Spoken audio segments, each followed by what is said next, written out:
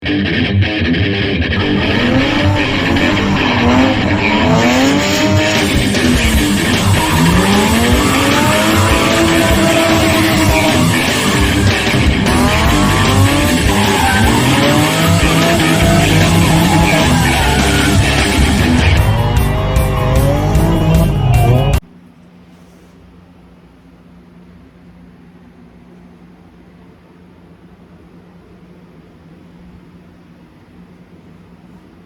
right, we're back on it again. I've been pressure washing. I pressure washed in the engine bay underneath the car. You can see the ground's wet, but it's already starting to dry up.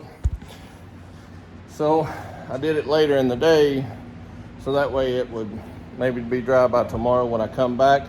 But I did go ahead and paint. I got that painted, both sides. So my oil pump should be in. I think it may have came in today. My water pump should be in maybe this weekend sometime.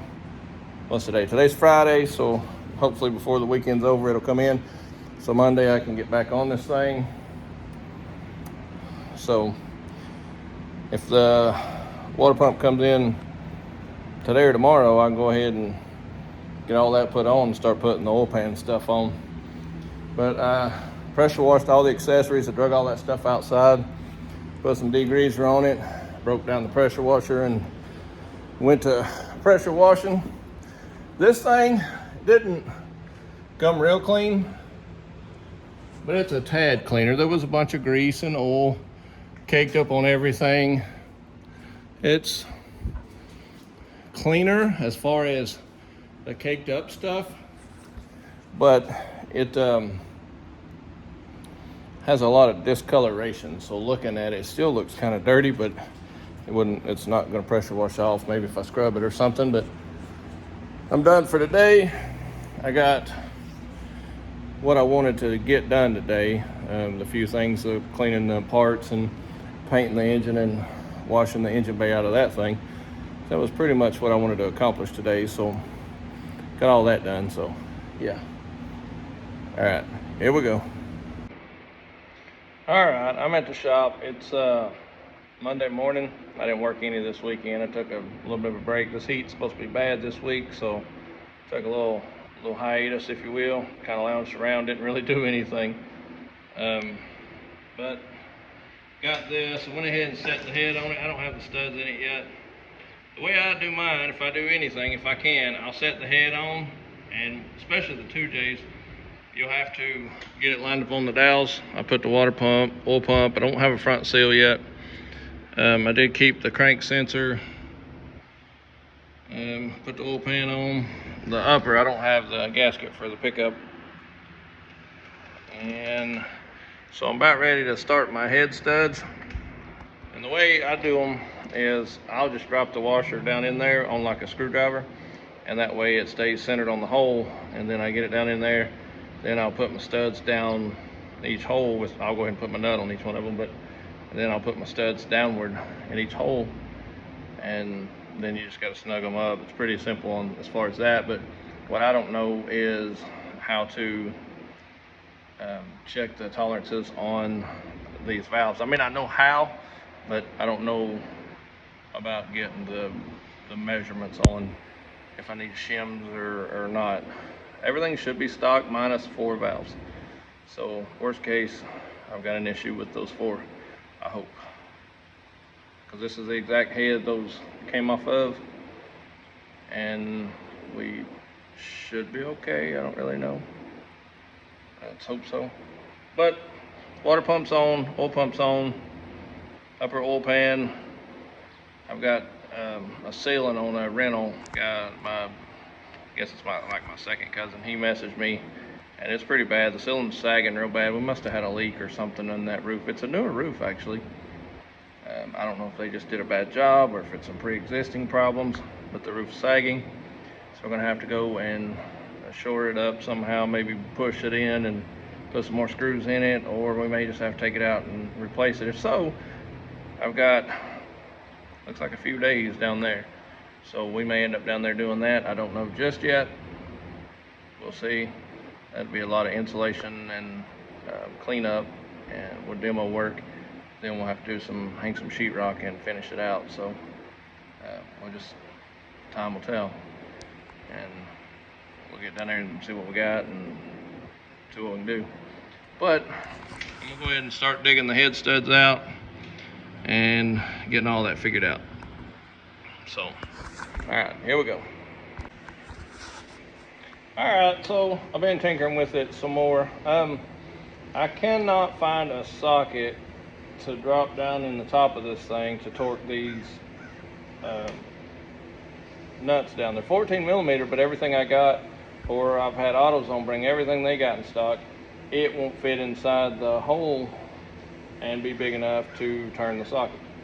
So let me show you what I got. Started putting the water pump assembly back on, the mount, all that. The oil filter housing, I'm going to pull it back off because I'm going to put oil in to the oil pump later. Put this mount on. I left these sensors on when I actually painted it, and I just tore the tape off of it. So I've got to do a front seal or rear seal, torque all these down. So I got the rest of the water line stuff on. I just kind of moved all the valve cover bolts and nuts to the exhaust off of the old stuff. Moved everything over here. So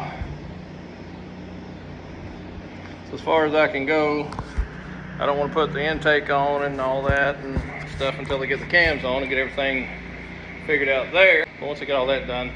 So I've got my numbers. You can see I measured all my shims on the 2J on the exhaust side. Good Lord.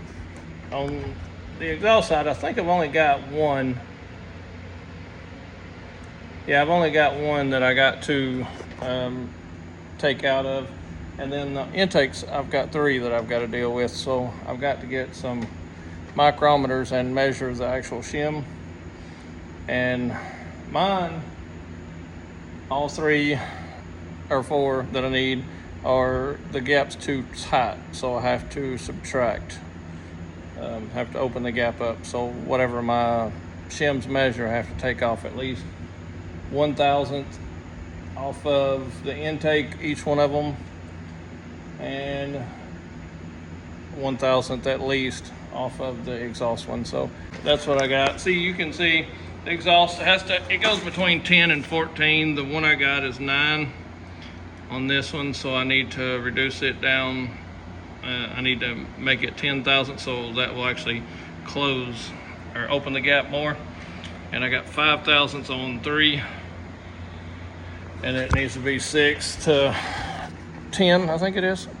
So I have to open the gap up on 3 on that side. So I have to reduce whatever that thickness is by 1/1000th on all 4 shims. So I got to get my son to dig up some micrometers. He works at a machine shop, and so he'll dig up those. We'll pull out the shims, measure all 4 of them, and Drift Motion actually carries replacement shims. So I'll measure the ones I need and order from Drift Motion my exact measurements that I have to have. So that's where I'm at with it now. You can see I've got all that. So the cams have to come back out. So I don't have the cam seals and all that stuff. I don't have the cam gears on it, none of that. And I have to have some more gaskets and stuff. Front seal, rear seal, the gasket for the oil pickup. And I've got all that ordered. It just hadn't come in yet, and I have to figure out these shims. That was the only thing I was really concerned with. And once that gets figured out, the rest of it's just assembly, you know, and which I've done at least this much before. So yeah, it's coming together. I just got to get those things figured out, and once I do, we'll continue on with putting this thing together. But I think tomorrow I'm gonna have to go deal with the rental, so we'll do some more 2J stuff after that. But I've got to get this stuff done to get out of this shop. So, and I'm sorry I hadn't filmed as much of it.